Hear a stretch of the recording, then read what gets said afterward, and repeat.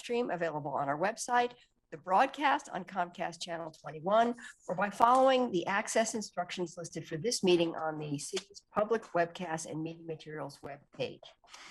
Tonight's meeting will include a public forum. If you wish to speak and haven't already done so, please fill out a request to speak form available on our public webcast and meeting materials web page.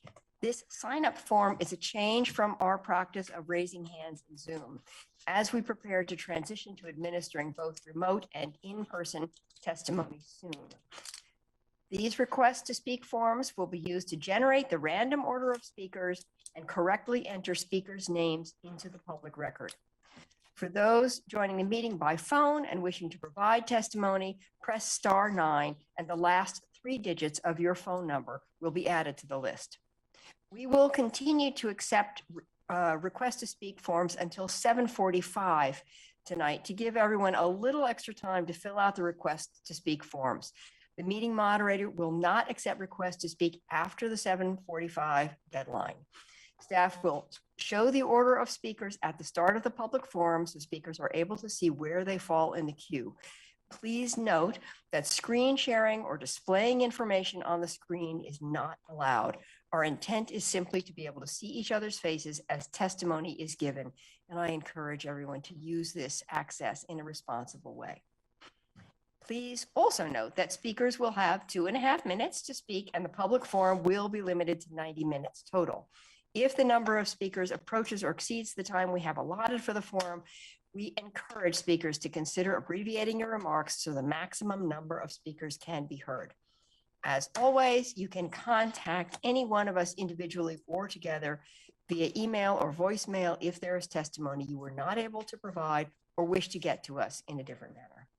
And finally, I thank you all for your patience, flexibility, and good humor as we continue to operate in this another new hybrid meeting format while our community continues to recover from the COVID-19 pandemic and we prepare to welcome the public into our new meeting spaces. And now I will formally open the meeting with a land acknowledgement. Since time immemorial, the Kalapuya people have been the indigenous stewards to our region, building dynamic communities, maintaining balance with wildlife, and enacting sustainable land practices. Following treaties between 1851 and 1855, Kalapuya people were dispossessed of their indigenous homeland by the United States government and forcibly removed to the Coast Reservation in Western Oregon.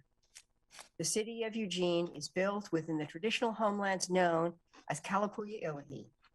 Kalapuya descendants are citizens of the Confederated Tribes of Grand Ronde Community of Oregon and the Confederated Tribes of the Siletz Indians of Oregon, and continue to make contributions in our communities here and across the lands. We acknowledge the inherent political sovereignty of the 9 federally recognized tribal nations in the state of Oregon and all American Indian Alaska Native people who live here. Thank you again for joining us. And with that, we have a few ceremonial matters to begin tonight's meeting, and I will turn that to the city manager, Sarah Maderi.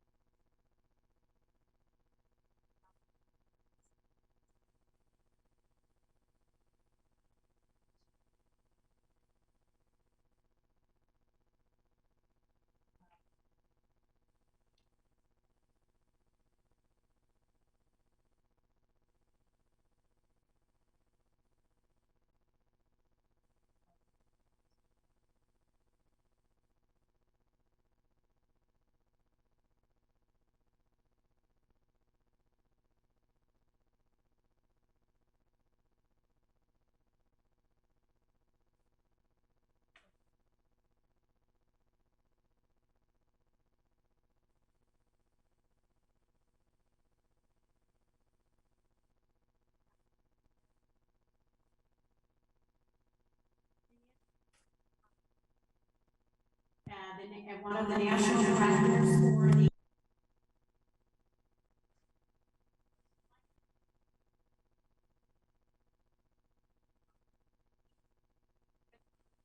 honor one of us, a public works professional, is a true honor. I wanted to tell you a little bit about, and especially those listening in, what is APWA? The American Public Works Association was formed in 1937. It's a not-for-profit international organization of over 30,000 members involved in the field of public works. APWA serves its members by promoting professional excellence and public awareness through education, advocacy, and the exchange of knowledge. APWA is headquartered in Kansas City, Missouri, has an office in Washington, D.C., with 62 chapters and 97 branches across North America, and that is Canada and the United States. APWA also has a rigid awards program. Recognizing good work, excellent efforts is important in all of our lives. And the awards program exists in various categories. A lot of team efforts involved in recognizing great projects, like the waterfront project, waterfront park project. I hope I'll see that as a national award someday. Very, very exciting project. There is also individual awards for young leaders, and there is the most prestigious award that the American Public Works Association has, and that is the Top 10 Award. The Top 10 Public Works Leaders of the Year began in 1960, so that's 60 some years that it's been around, and continues to recognize individuals that personify excellence in serving the public interest through outstanding performance in the field of public works. And that's all about what Jennifer is about. The purpose of the Top 10 Public Works Leader of the Year Award is to inspire excellence and dedication in public service by recognizing the outstanding achievement of public works professionals. This award provides an opportunity for APWA to single out 10 individuals each year, 10 individuals across the United States and Canada. Not among the members, you don't have to be an APWA member, you just have to be involved in public works. Then there is a selection process, and there are 5 individuals that are past top 10 recipients that are involved in making the judgment. Now, Kurt Corey received his award in 2006. I don't know that he had anything to do with Jennifer's award, but who knows? So I am very pleased to recognize Jennifer Willer. And I just want to sum up a couple of things. And I think Matt Rodriguez, your Public Works Director, did a very nice job in her application. And he says, in her career at the city, Jennifer has worked as a civil engineer, project manager, pavement preservation manager, principal engineer, leading a capital project design team, and as the city engineer for a division of 80+ people. While in these roles, she has been relied upon and sought out by her peers for technical advice as well as professional coaching and support. She has been consistently recognized for her great work by her peers, winning 2 Shining Star Awards and the division's highest award of excellence and leadership. Though I think the most remarkable thing about Jennifer and most heartwarming to me is reading about her ability and to mentor staff, her working with education, training, and support. We can learn a lot in school books, but leadership, helping others move forward, and working on a team, those are things that don't just come for granted. Those are things that we work at. And that's what I think Jennifer is all about. So it is my pleasure to present Jennifer.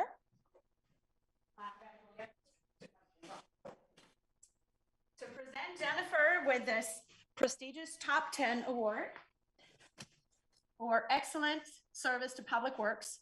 And we're looking for many more years of Jennifer's service, right? Yep. Right?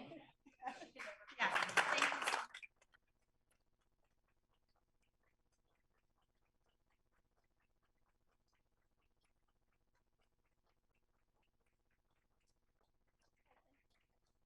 We're gonna have those big number 1 fingers. Jennifer, I don't think we're going to let you leave without saying something. Okay. Or giving the microphone. Thank you. I mean, thank you, Tina and APWA, for selecting me for this really great honor.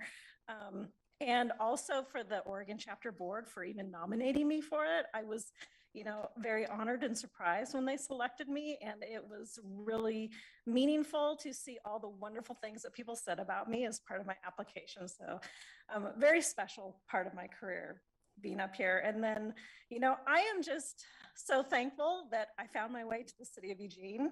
I mean, this has just been a career changer for me. I think I wouldn't be the public works professional or the engineer that I am today without having been here, just because there's been so many really great opportunities I've had. I have a wonderful team that I've worked throughout the years, including Kirk Corey, who was one of my mentors when I started here in 2005. And we just work on really great things here. And I just love this kind of attitude of excellence of the city of Eugene. And it just is really easy to be passionate about being here. So thank you, everybody, for being part of the city of Eugene. Thank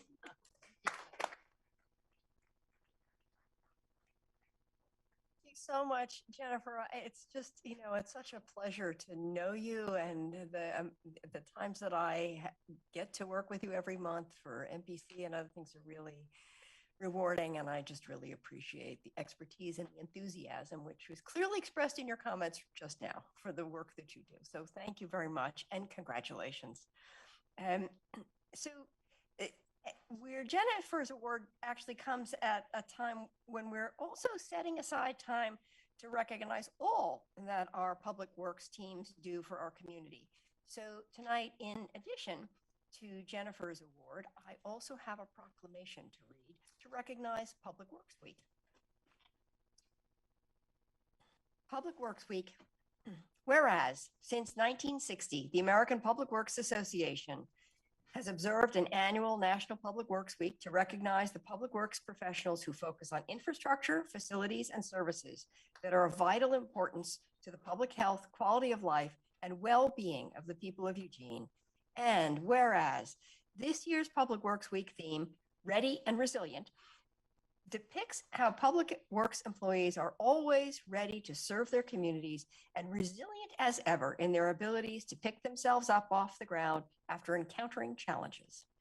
And whereas each day citizens depend on public works for streets that are safe for vehicular and pedestrian traffic, effective stormwater management to reduce flooding and pollution of our natural waterways, well-maintained parks and open space to support and enhance our quality of life, our safe and affordable Eugene Airport, which provides a gateway to our country, and efficient solid waste collection to keep our community clean and sanitary.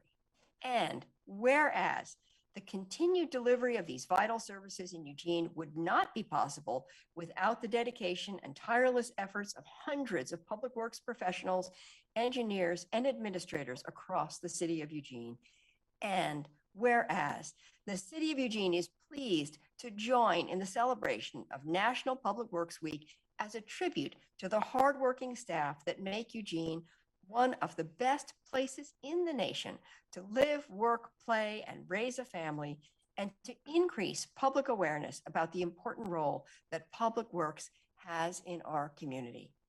Now, therefore, I, Lucy Vinnis, Mayor of the City of Eugene, Oregon, do hereby proclaim May 15 to 21, 2022 to be Public Works Week. Thank you all for your work and for the leadership that is here before us.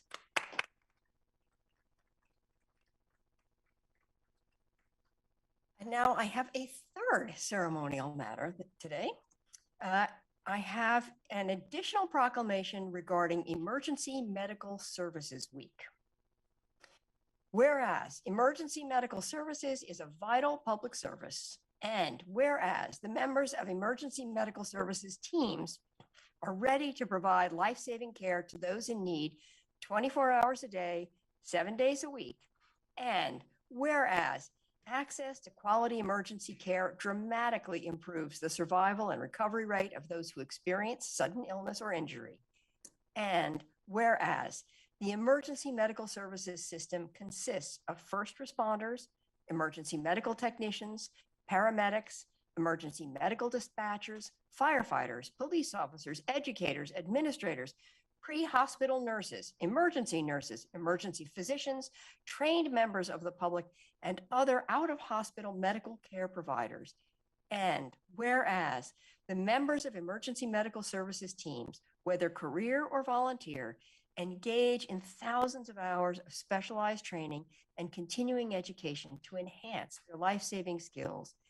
And whereas it is appropriate to recognize the value and the accomplishments of emergency medical services providers by designating Emergency Medical Services Week. Now, therefore, I, Lucy Vinnis, Mayor of the City of Eugene, Oregon, do hereby proclaim the week of May 15 to 21, 2022 as Emergency Medical Services Week and encourage the community to observe this week with appropriate programs, ceremonies, and activities. Thank you for your service.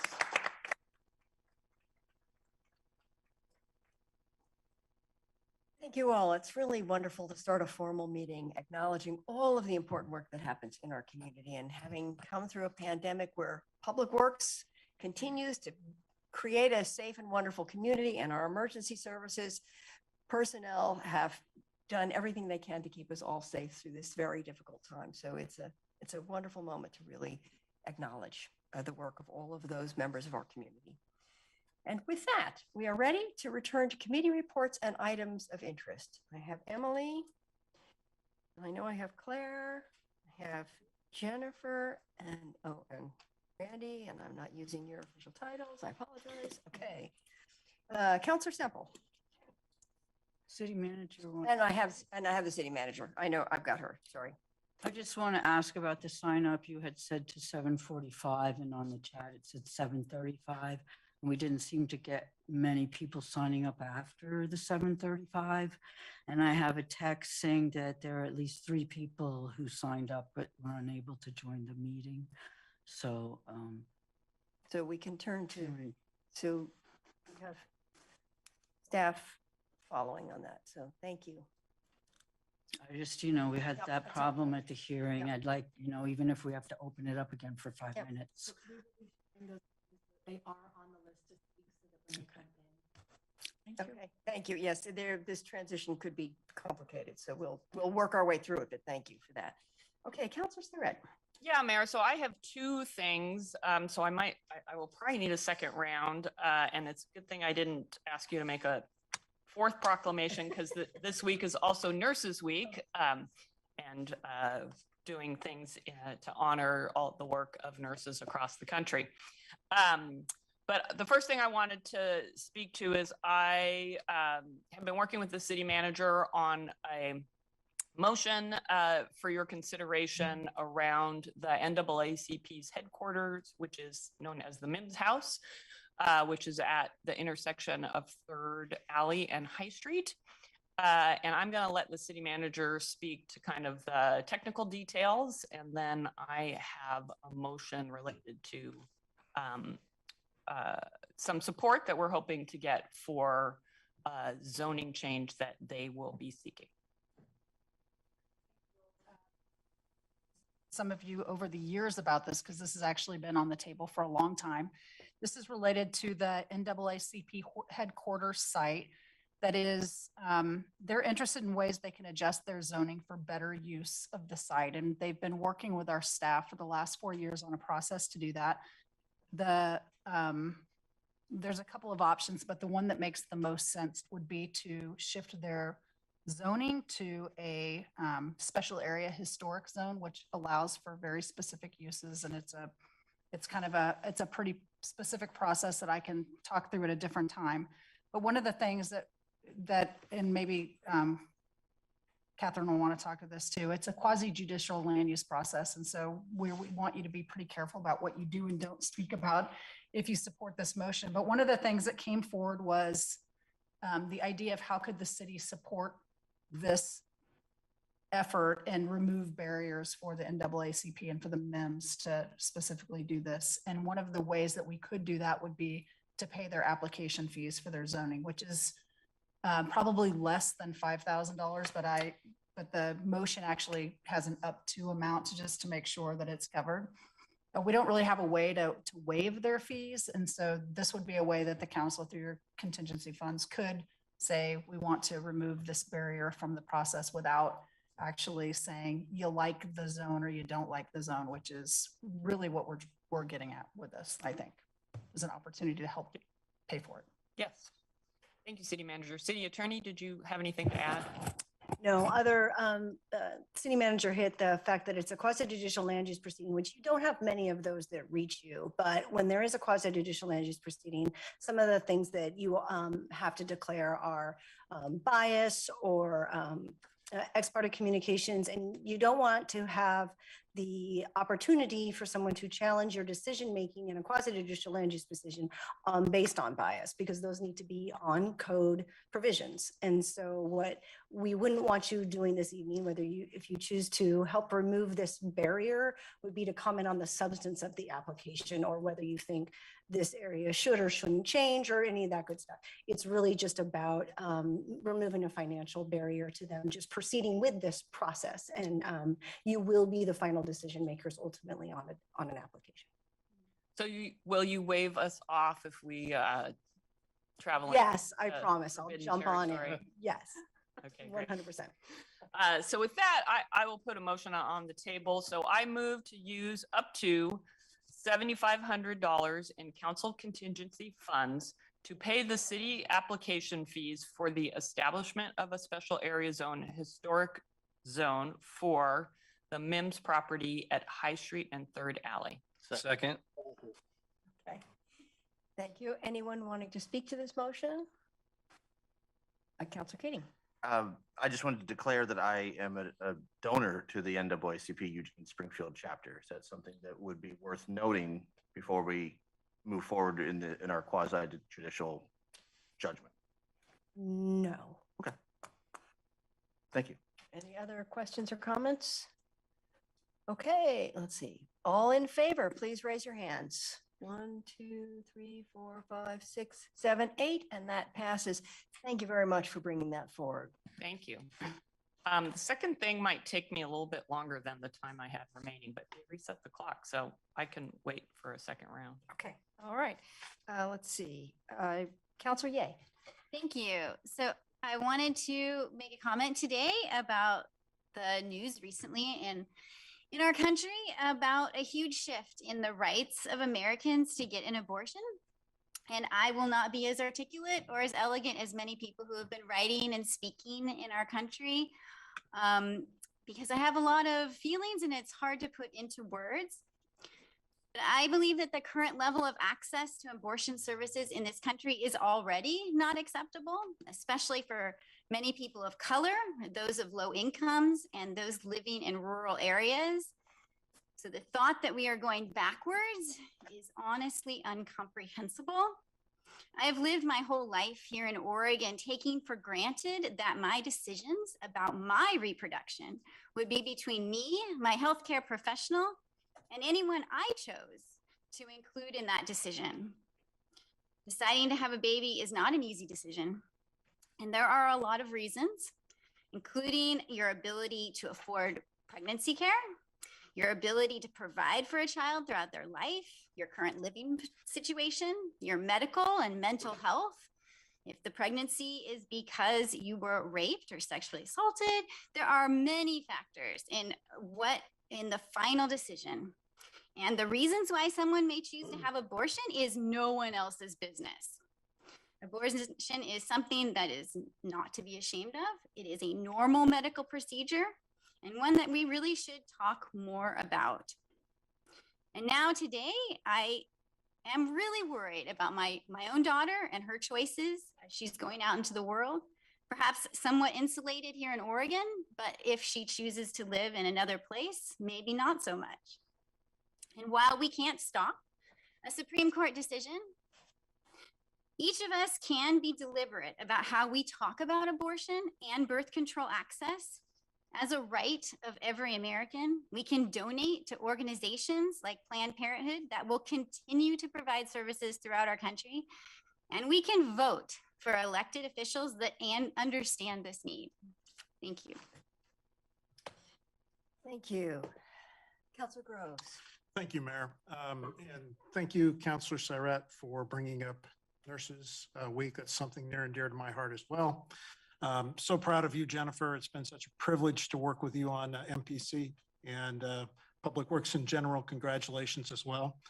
And of course, I would be remiss if I didn't acknowledge our firefighters and our firefighter paramedics and the work that they do. These people will always be near and dear to my heart. And then finally, Councilor Ye, thank you for your words. We are facing a lot of emotional, divisive issues in our country today. And although these are national issues, they do come home here to roost in our own community. And it's something that we need to be mindful of. And we need to be sensitive to how people are feeling and the fear that members of our community are feeling right now. So I just wanted to add that piece, and that's all. Thank you, Mayor. Thank you. Counselor Semple, do you want a second round? Okay, Counselor Semple and then Counselor Saret. Thank you. Just want to make sure everybody knows there's no more library fines. Woo-hoo! Please keep bringing your books back. Sounds sort of counterintuitive, but actually research shows that more books come back if there are no fines, and that more people take books out if there are no fines. So I'm pretty excited to see that happening here, and hope everybody will continue to read and start reading some more, as long, I guess, as it takes you to read the book and then bring it back. So thank you. Thank you. Counselor Saret. Thank you. I also wanted to speak to the issue that Councillor Ye spoke to. So with the recent leak of a draft Supreme Court decision on abortion, we are confronted with the reality of the reversal of Roe v. Wade and the legal protection we have had to access abortion in the first months of pregnancy. For the first time in U.S. history, the Supreme Court is poised to take away a constitutional right and reduce our right to be free from government interference in one of the most personal decisions a person can make, whether or not to bear a child. If this happens, millions of people living in states that are ready to ban abortion will be facing the real potential of having to endure forced pregnancy at the risk of their lives, their health, their livelihood, and their ability to care for children they may already have. The U.S. has the worst maternal mortality rate among wealthy countries. And if these states succeed in banning abortion, women will die because of their actions, and women of color and poor women will experience the majority of those unnecessary deaths. The leaked draft attempted to quell concerns about the resulting forced pregnancies by referencing access to family medical leave, laws banning discrimination against pregnant people, and other legal frameworks that are in place. But anyone living in the real world of working people know that family medical leave is unpaid and discrimination occurs all the time without recourse or remedy. The idea that this court and dozens of state legislatures are ready to demote women back to a place where we no longer have full agency over our own reproductive choices is disgusting. Women cannot fully participate as members of society if at any point during our childbearing years, we might have to give our bodies over to a life-threatening condition that we did not seek out or choose. I am proud that this council adopted by a 6-0 vote a resolution affirming our city's commitment to making sure access to abortion is protected and available as a routine part of healthcare services. In that motion, which was passed in October of 2019, we directed the city manager to have our city participate in legal challenges to Roe v. Wade, and we affirmed that the city of Eugene would be a place where people could access this important healthcare procedure without stigma. If you share my concern about the ability of people to access this service, you can support the Northwest Abortion Access Fund at nwaafund.org, which provides direct financial support to people seeking abortions. And I'd like to ask the city attorney to give us an update on any actions we may have taken following the passage of that 2019 resolution.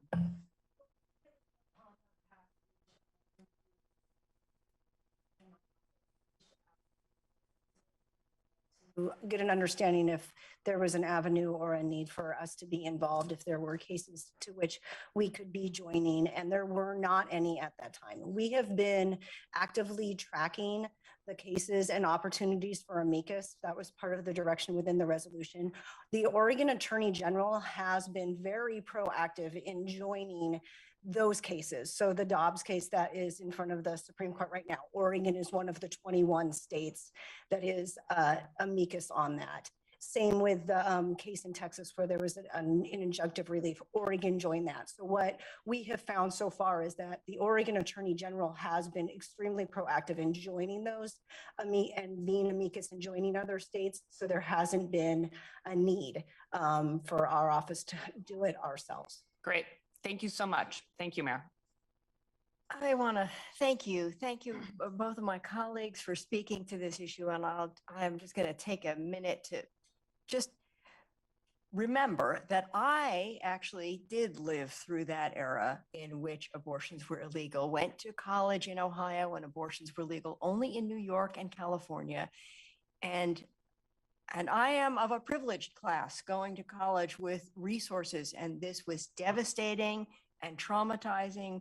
Classmates of mine looked for illegal abortions in Ohio because they couldn't get anywhere else. It was frightening, and women were alone dealing with this.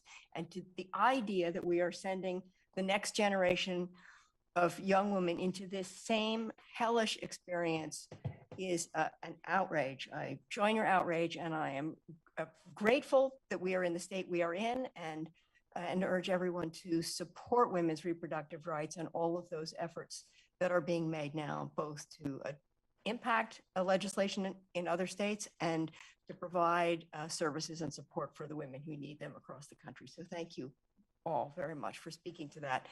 And I see that Councilor Zelenka has a hand raised.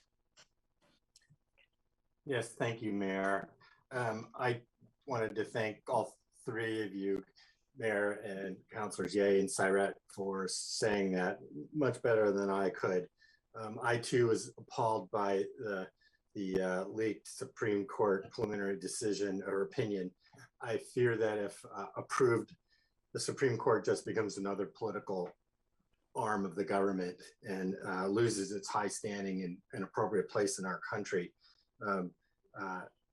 And I too also fear that we're going back to a time when women died because they were trying to get illegal abortions. And I think that is where we're headed, unfortunately. In Justice Alito's opinion, he said that the right to abortion was not in the Constitution.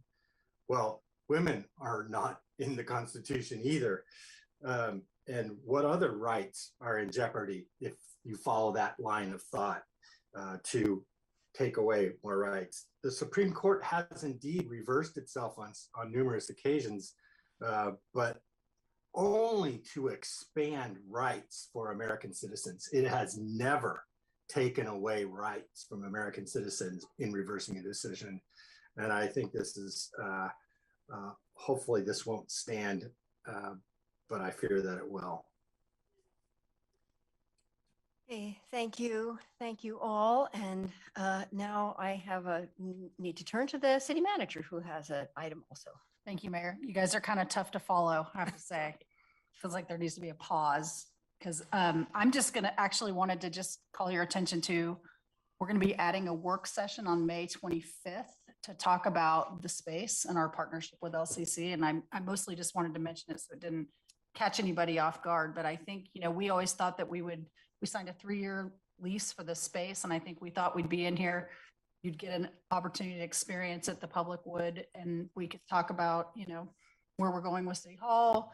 And since we're a year and a half into it and Margaret's retiring at the end of June, I feel some need to talk about that partnership and how it's working or not working and have some longer term certainty, whether that's a longer term lease or whatever. So that's what the May 25th UC LCC partnership, it'll be really specifically to talk about that.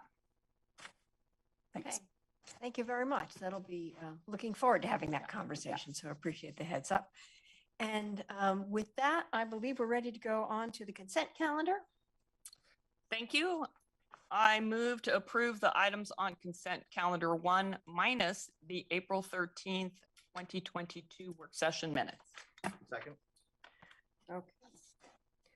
All in favor, please raise your hand. 1, 2, 3, 4, 5, 6, 7, 8. That passes. Thank you. And then would you like to speak to the April 13th minutes? Oh, I was asked to omit them because, so I think it's Counselor Gross. Oh, Council Groves. I can speak to, I saw two things in there about comments I had made where I think there was some wording that got switched around a little bit that changed the meaning of what the questions were I asked. And so I just asked if we could confirm what was actually said. I'm not trying to change what was recorded, but I don't think how the minutes were recorded were exactly how I Okay. said.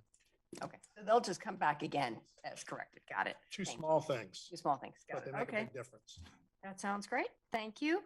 And with that, we're ready to move on to the public forum. Public forum is an opportunity for individuals to speak to the city council on any city-related issues except for those items which have already been heard by a hearings official. When it is your turn, the moderator will announce your name and temporarily promote you to panelist status, and you can unmute and turn on your video if you wish. Please keep in mind that any misuse of the platform or violation of the council's code of conduct will result in termination of your speaking privilege. When you are called to speak, please state your name clearly and for Eugene residents, your ward or neighborhood, if known, before beginning your comments. Again, each person will have 2.5 minutes to speak. If you are watching the meeting, the timer should be visible. A yellow light will come on when you have 15 seconds to complete your comments. The red light indicates the end of the 2.5 minutes. For those who have connected to the meeting via phone and don't have the benefit of seeing the timer, please be aware that your microphone will be muted at the 2.5 minute mark.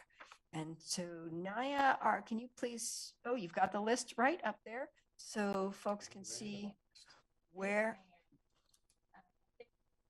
Who has joined us, and thank you for your patience in navigating the new sign up process. So right now you can see the list. And again, it was randomized. So the list that is showing is the order in which people will speak tonight. Sorry, there you go. There's the top. So we're going to start with Jenny Jonak, and next will be Harry Singer.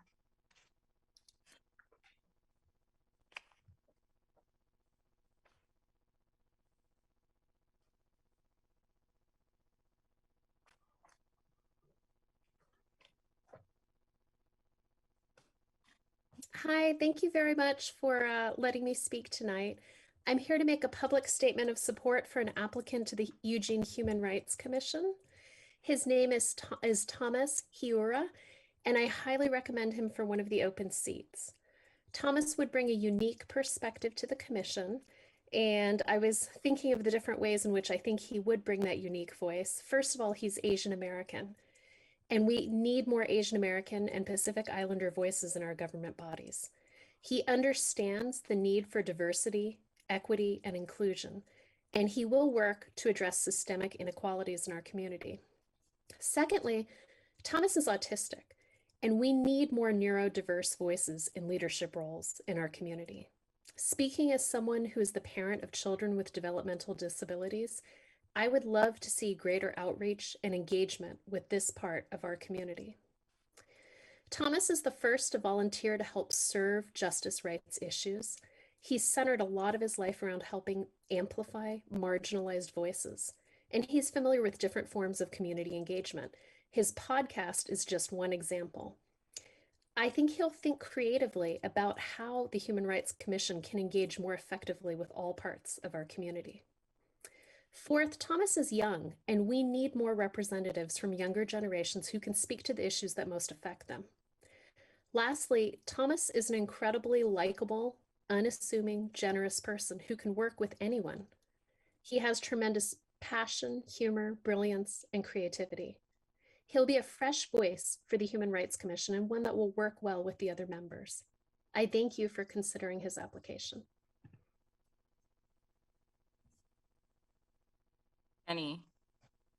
Next is 350 Eugene, I believe is Deb McGee. It looks like Harry is no longer on the call, so it'll be 350 Eugene, followed by Amanda McClelland. Good evening, Mayor Venice and City Councilors. My name is Patty Hine, and I live in the county. I'm here tonight to thank you for the motions on building electrifications in November and for the work session that followed last month. I know you're seeking more clarification, and I appreciate your diligence. I know the devil is in the details, but just a quick reminder, the latest UN Intergovernmental Panel on Climate Change report warns that the greenhouse gas emissions must peak in 2025 and be nearly halved this decade to thwart global catastrophe. I served in the US Navy, and I know that a threat on a constant bearing whose range is decreasing and speed is accelerating will result in a crash. It happens quicker than you think. My point is that our timeline before a climate crash is short. So I am here to urge you to press on with a work session on electrification motions as soon as possible, which I understand is July, and to move quickly to pass an ordinance to mandate all new construction use 100% electricity. Please consider keeping the residential, commercial, and industrial within the same ordinance with different timelines for each, so we don't have to repeat this whole process in 3 different ordinances. Remember, the fossil fuel industry's tactic at this point is disinformation and delay. A site-specific exemption for infeasibility could be adopted to allow businesses to build with gas infrastructure if they can't feasibly electrify. We are working with others on research that would allow for such waivers. We can do this, other communities have. I also want to thank you for your work on middle housing, which has been exemplary. Middle housing solutions directly improve neighborhood sociability, affordability, and inclusion, and reduce our reliance on fossil fuels. I would also like to urge you to support the concept of complete streets when you consider the street improvement repair bond measure in June. People who don't have cars, young people, seniors, and the poor need to be able to get safely where they need to go. Our transportation system plan requires that we triple our trips using our active transportation network, so we need to invest in it.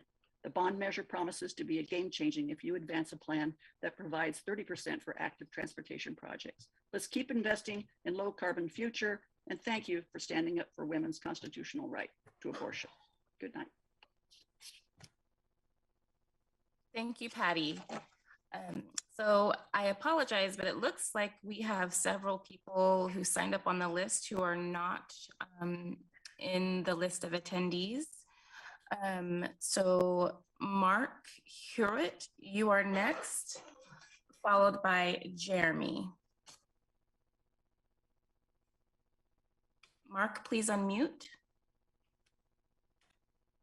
Okay, thank you. I have a stopwatch here. I'll try and keep to it. So I'm talking tonight about 5G. About a year ago, I compiled a 20-page paper that highlighted some of the best, most high-level information I can find from some of the best experts in the world, all expressing this is a very serious issue and one that we need to work on seriously now. And 5G is approaching our community, as you know. So I thought I might read some of that paper as well as sending it all to you, which I already emailed it. And I started reading it earlier and timing myself, and I realized I can't even get a bit of the way through it. So what I'm going to do right now is just read the experts that are quoted in this study, or the thing I compiled. And I'm hoping that will move you enough to think, okay, maybe there's something to this. We can look more into this. I don't really know what more to do. So I'm going to switch over to my own view. So I'm just going to read this now, and I'll not go over because I got a timer on. Okay, so the notations in this are from Dr. Ronald Berman, Senior Investigator in the Immunology Branch of the National Cancer Institute and Vice Chancellor of Cancer Research at the University of Pittsburgh. Eni Sacco, MD, Director of Epidemiology for Cancer Prevention at the National Institutes of Health and Medical Research, formerly the National International Agency for Research on Cancer. Martha Stewart, PhD, pediatric neurologist and neuroscientist on faculty at Harvard Medical School and on staff at the Massachusetts General Hospital with special competencies in child neurology, et cetera, many of them. Deborah Davis, PhD, Department of Epidemiology at the University of North Carolina, School of Public Health, and president of the Environmental Health Trust. Dr. Darius, I can't even say this, Lazinski, member of the expert panel of the World Health Organization's EMF Working Group Anthony Miller, MD, expert cancer researcher and longtime advisor to the same World Health Organization agency, and Dr. Jonathan Samet, physician and epidemiologist and the chair of that working group. All of them have come forward to say that we are now, EMFs are now recognized as probable cancer agents, not even possible ones. God, the list just goes on. I'll just do a few more. Professor Hugh Taylor, MD, Chief of Obstetrics and Gynecology at Yale University Medical School. Dr. Robert Block, President of the American Academy of Pediatrics, the U.S. General Accounting Office, the American Academy of Environmental Medicine. I'll just quote one study here of the many because I think it's the best one. It's a 10-year, $25 million by the National Institute for Environmental. Thank you, Mark. Your time has concluded. Next is Jeremy Asom, followed by phone ending in 327. Hello, my name is Jeremy Awesome. I live in Ward 6 and I'm a member of the board with Active Bethel Community. I've also served on the core team that collaborates with government agencies and community members concerning the pollution from J.H. Baxter. I'm grateful for the city's response in exploring a health overlay zone and risk bonds to address the reality of polluters in West Eugene. Many of us see the air quality as just one aspect of where West Eugene needs more support. West Eugene is crisscrossed by highways and busy roads, many of which are here to support industry. I live on Royal Avenue, which is miles long and consists primarily of homes, schools, parks, and churches with a speed limit of 35 miles per hour. This means two things. One, loud and persistent traffic is often moving upwards of 50 miles per hour day and night directly in front of where children and pets play. And two, except for parks, there's no public space to meet a friend for a coffee or places to walk and buy groceries. To do these things, I have to get into a vehicle and drive, often to another part of the city. This is the reality of many neighborhoods in West Eugene. Part of our work at the Active Bethel community is to begin asking businesses and developers what is preventing them from investing in West Eugene, but we likely know the answer. Despite a large population, the city has not planned West Eugene to be a thriving community through proper zoning and amenities. Rather, it has prioritized moving industry over people. I requested the city keep the momentum going by ensuring West Eugene is not only safe with clean air, water, and soil, but that we make West Eugene a priority through proper zoning, services, and a quality of life through an area plan that will help this resilient community thrive. It's been over 40 years since we've had an area plan, and it is long overdue. Thank you. Thank you, Jeremy. Next is phone ending in 327, followed by Michelle Corlett.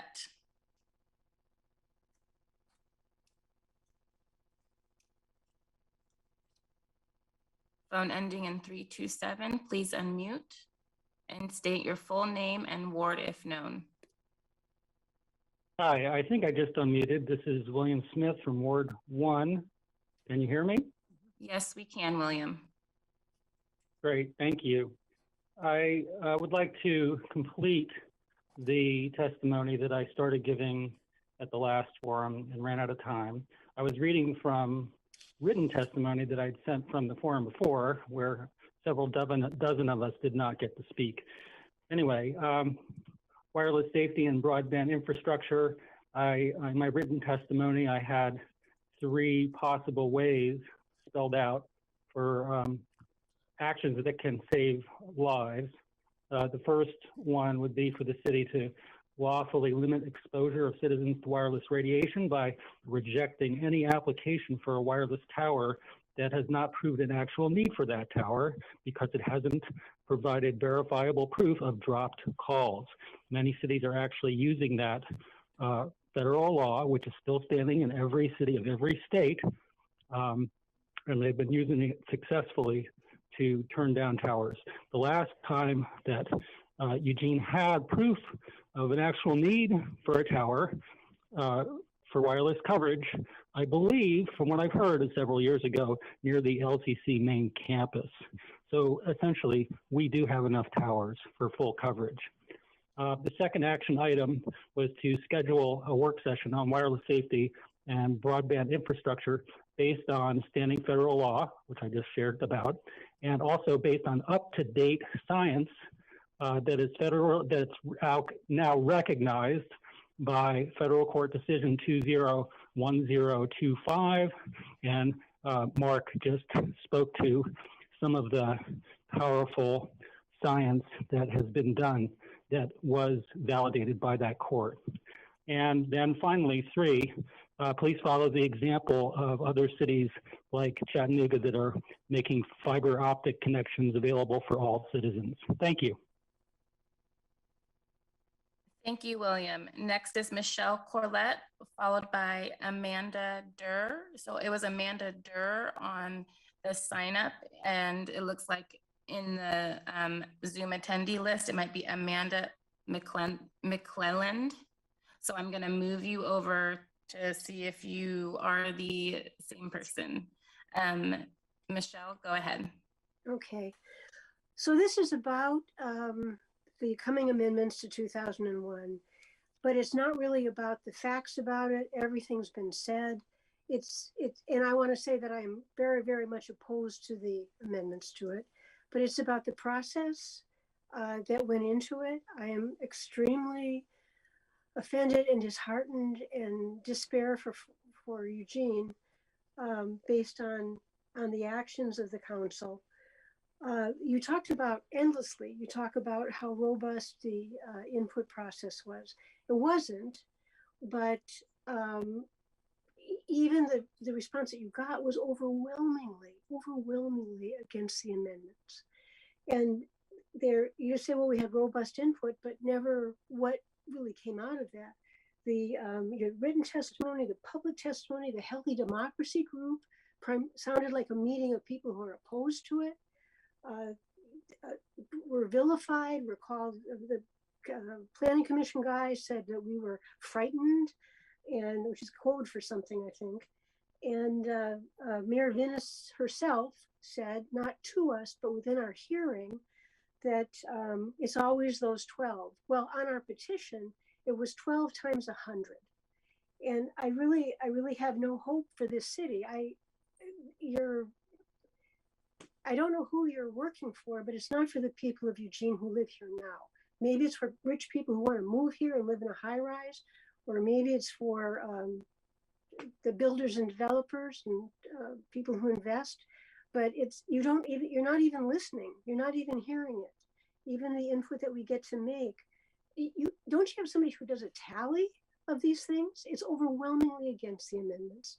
It's not an emergency. You could pass the basic 2001 and we could take time to look at these things. We want good housing. We want affordable housing. We don't think this plan gets it for us. That's all I'm going to say. Thank you, Michelle. So next is Amanda, followed by Christy Sant. And Amanda, if you could please confirm if you signed up as Amanda Durr. Yes, that's me. Okay, great. Thank you so much. Go ahead. Okay. Hello, City Council and Mayor Vinnis. Thank you for this opportunity to speak. My name is Amanda and I am a resident of Ward 7. I have lived in Eugene for quite a while, and I believe Eugene should be a leader in implementing solutions to combat climate change. I'm testifying to thank you for your votes to advance critical climate policy in regards to natural gas in our community. It is essential that we act quickly in order to reduce emissions to protect our community from the worst impacts of the climate crisis. I have a 3-year-old son, and on his 2nd birthday in September of 2020, the suffocating smoke from the Holiday Farm fire descended on Eugene. Every day, I'm concerned what sort of world he will be living in, as well as what world I will be living in 5, 10, or 30 years as the impacts of climate change and fossil fuel use devastate our planet. Transitioning off of fossil fuels is a critical step in mitigating the worst impacts of climate change, while creating more resilient and healthy communities in the face of the impacts that we are already experiencing here in Oregon. Burning gas in buildings is the city and state's fastest growing source of greenhouse gas emissions. It's time that we take concrete steps to implement common sense policies to mandate electrification and to map out what a transition off of fossil fuels looks like in our community. As such, I urge council to direct staff to draft ordinance language to require all electric construction for new residential, commercial, and industrial buildings by 2023. In order to move quickly to put concrete policies in place to electrify buildings in Eugene, I request that this draft ordinance language be completed and come back to council at a work session no later than May 31st, 2022, the end of the month. Thank you, Amanda. Your time has concluded.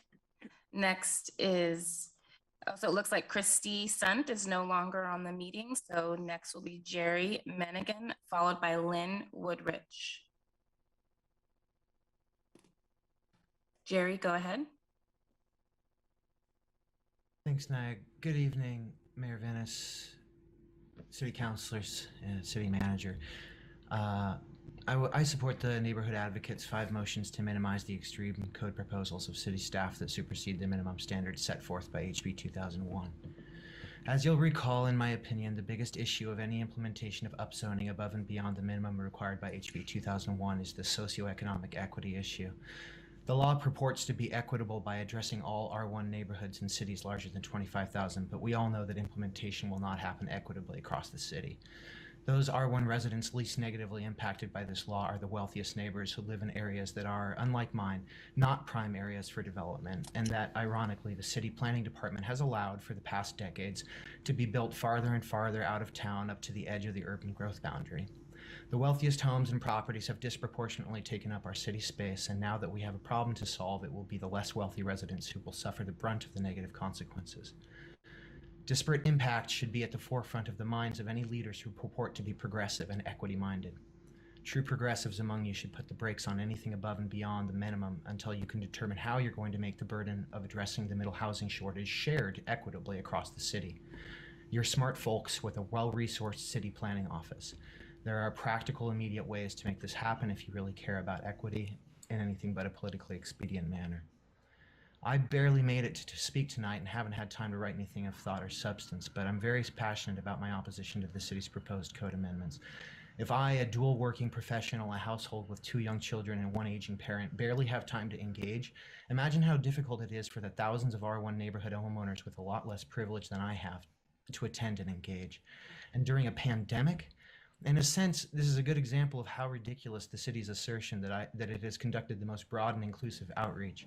How is it then that every neighbor I've spoken with has never heard of HB 2001 or the city's proposed extreme deregulation?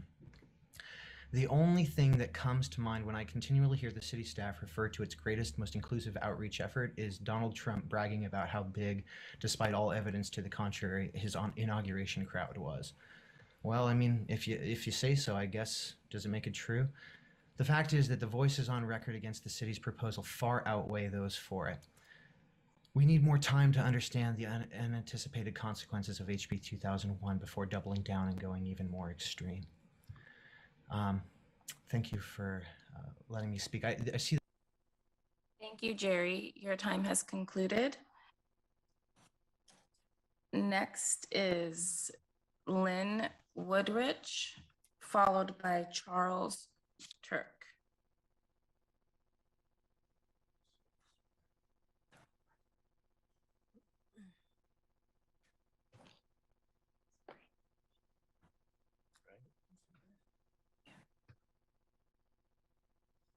Lynn, please unmute. My name's Lynn Woodridge. I'm the active Bethel Community Co-Chair living in Ward 6 with my 93-year-old dad, and I've been a homeowner in the Bethel portion of Ward 8 for over 25 years. ABC had a booth at the Calapooya High School plant sale last Saturday, and 56 Bethel residents filled out our Bethel Visioning Survey, listing Bethel's top 3 strengths, weaknesses, and what they'd like to see in Bethel. There are now 15 residents signed up to help with Bethel planning. We have the 5 zone park events from May 28th through July 9th, where we will be collecting more surveys and more people who want to help with Bethel planning.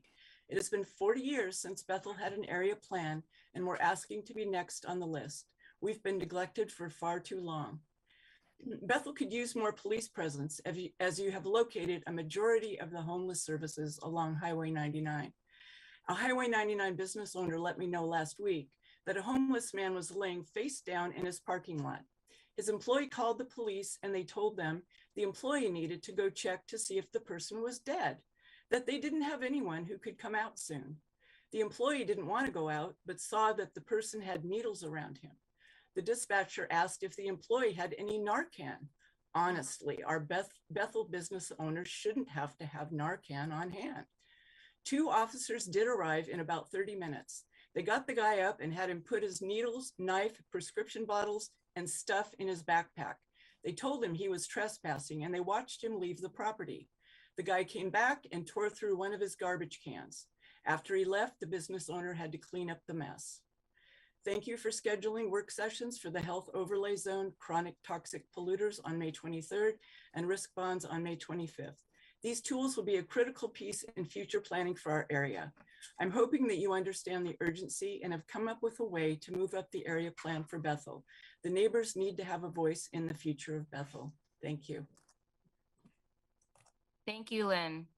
So it looks like Charles Turk is also no longer on the meeting. So we're going to go next to Suzanne O'Shea, followed by phone ending in 136. Hello, my name is Suzanne O'Shea, and I am the treasurer of Active Bethel Community Neighborhood Association. I live in Ward 6 and have owned property in Ward 6 since 1984. I grew up in Corvallis and had cousins that grew up in Eugene, so we traveled to Eugene quite often in the early 50s and saw Gilbert Shopping Center being built, and what a vibrant community it was. For the last several years, taxi cab drivers do not drive down 99 because of the condition of the community. They take Beltline into town so that visitors don't see how run down Highway 99 is. I am requesting that Bethel be put next on the area plan so that we can look into development that we can do here, and also that police patrols be stepped up because of all of the services that are located on Highway 99 and impact the Bethel community. There are often people that go from the St. Vinny's Service Center across the street to camping. They walk in front of traffic. They've been hit and killed on Highway 99. And just last week, I had to hit my brakes because someone walked in front of me. We need to improve our community for the sake of our community. And I thank you for listening and hope that you will put us next on the area plan for the next neighborhood in Eugene. Thank you. Thank you, Suzanne. And next is phone ending in 136. Please state your full name and ward if known. Hi, this is Harry Sanger. I'm in the River Road neighborhood. I'm not sure why my phone didn't show up earlier. I've been on the call, but regardless, thank you for allowing this time to speak tonight. I must say, I think everybody here is really sick of the politics and the partisanship, and it's really hard to listen to all the comments about abortion. First off, I feel like there was a bit of misinformation because the Supreme Court isn't forcing pregnancy; they're just returning the right to the states. But I don't really want to get into that debate. I am very disappointed that not a single person talked about protesters showing up at the houses of Supreme Court justices and denouncing that behavior publicly. I don't think that's something we want to encourage. I don't think that's something we want to see in our communities, regardless of whether you agree with the politics behind it or not. So that's very disappointing. And I think a lot of people feel that everything that happens in these public bodies, city council included, is so politically charged. We need to get over that, and we need to listen to our constituents and hear each other.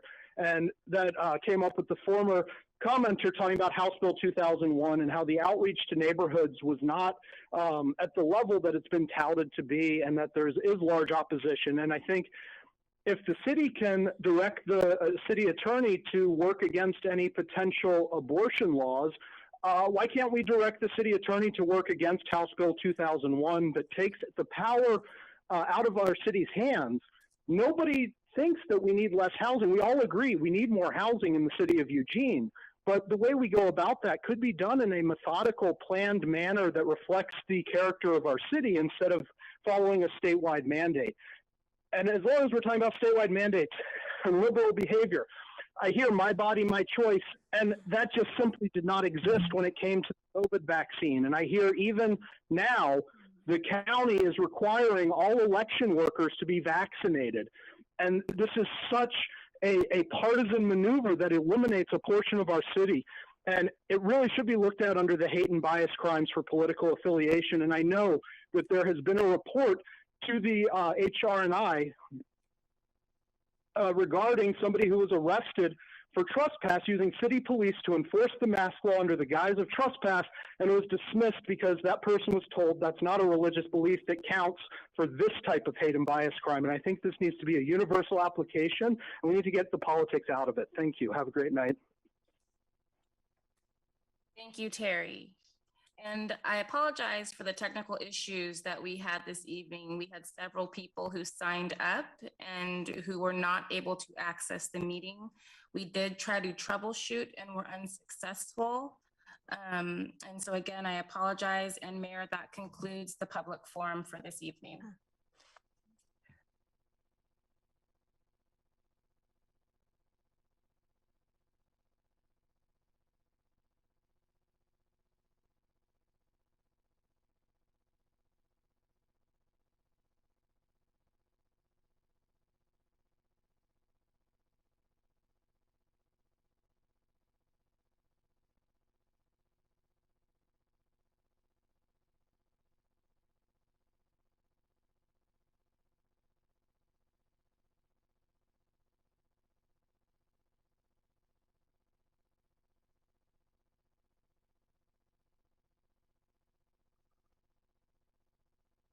He's unmuted too. Counselor Evans, can you hear me? You're free to speak. I can hear you now, Mayor. Okay. I mean, there was the audio was going out. Are you calling on me? I am.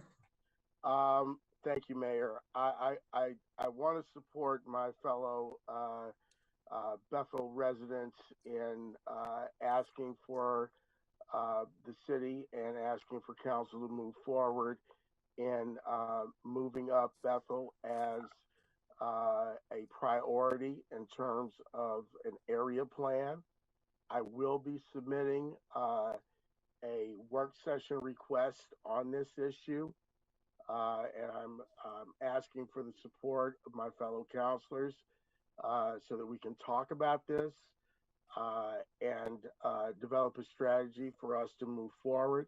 It has been 40 years. It's far too long for us not to have an area plan.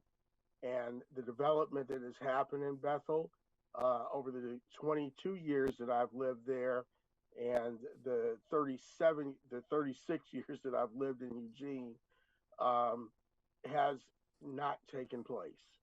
And it's high time that it does. It's one of the areas in our city that has been wholly neglected. And as was pointed out earlier, in addition to the lack of proper residential development and correlating commercial development, particularly retail, as well as restaurants and other amenities, we have to leave Bethel to go somewhere else to get something to eat almost all the time.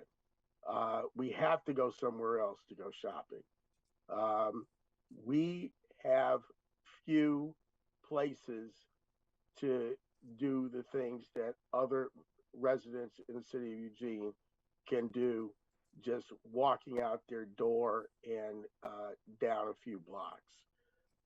So we need to have a planning effort by the city staff, and that effort needs to resonate throughout Northwest Eugene. And I'm hoping that my colleagues on council will support my effort in moving in this direction. Hey, thank you. Counselor Semple and then Counselor Siret. Thank you, Mayor. Thank you to everyone who was able to speak, and thank you to those who were not. I'm really frustrated by this. You know, a lot of complaining and frustration about the public hearing. I expected we would have a lot of people tonight since there was all that frustration. We didn't seem to have that many people, but to have, I don't know how many people, 8 people, not be able to speak. Technology is so frustrating, but we gotta fix this. This isn't okay. I wanted to hear what those people had to say. Thanks. Thank you. Counselor Siret. Thank you, Mayor. Yeah, I share Counselor Semper's frustration. If I was wanting to address the council and had signed up and then had a technical snafu that kept me from speaking, I'd be pretty annoyed. So apologies to folks who were not able to join us. I look forward to when we're able to have folks in person, which hopefully will be very soon, and then we'll still be able to have the ability for people to use the Zoom. I wanted to say I have personally experienced protesters coming to my home, as have a number of my fellow counselors, the mayor, and I believe our city manager. I wasn't aware that people were doing that to Supreme Court justices. I don't know that I would have used my time to speak to that. It wasn't really the most urgent thing on my mind right now. But it was not my best experience receiving input from the public, and I felt it was unfair to my family, my pets, and my neighbors. The space in front of my house is not the same as the public square in which we typically engage in public discourse. However, it was during a pandemic where we were not meeting in public. The city council was not convening in a place where people could come and protest in what I would consider a more appropriate space. So I guess I would say I'm not a big supporter of protests in front of the homes of public officials.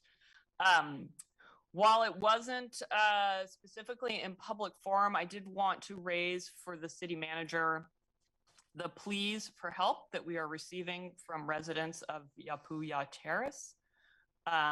We've gotten some that were sent to the mayor and city council email, and I've also received some specifically to me. I haven't had a chance to respond to any of those residents, but I would request if the chief could have someone respond to them and connect with the manager there, because it sounds like they're experiencing some acute issues right now. And lastly, this is a request to Metro TV. I don't know if it's possible, but when we've got folks zooming in who aren't showing a video, if maybe you guys could show us instead of the timer. I don't know if that's possible, but it makes for better viewing for folks watching at home. Thanks. Thank you. Counselor Groves and then Counselor Keating. Thank you, Mayor. I too want to echo my frustration of the people, the technology glitches where people can't get in. Part of public access, that's part of dependent upon us. So I'm hopeful that we can figure out what's going on. You know, I know it's not anybody in this room that's doing it, but it just, if we can just figure it out, because it seems to keep happening. As some of my colleagues have said, I did not know either that the Supreme Court justices were having personal visits to their households, and I agree with Counselor Siret.